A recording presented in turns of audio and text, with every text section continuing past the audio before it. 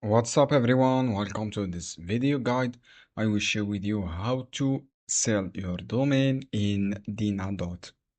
So friends, go to your Google search for Dynadot. This is the keyword. Click on the domain option. From here, click domain option. Look for sell domain or go to directly this sell domain URL. As you can see here, click on this sell domain. From here, click on, you will see this for this domain uploaded option. Write your domain name if you want to sell, for example, test1.com. For example, you have this domain you want to sell, and then write your full name. So when you write your full name here, choose your phone number. After that, choose your email address. From the expected price, write your price here that you want to sell your domain.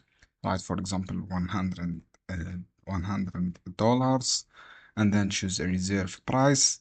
After that, click comment, and then click blocking this one, and then click submit a request.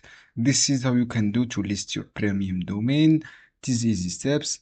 The best thing is, friends, log in your accounts before that to see all statistic and dashboard. So friends, from here you can see here when you log in your accounts, you will see your all details about your domain, such notification and chat and all options and tools. Then you can sell successfully. I hope this guide helpful for you. See you on another video.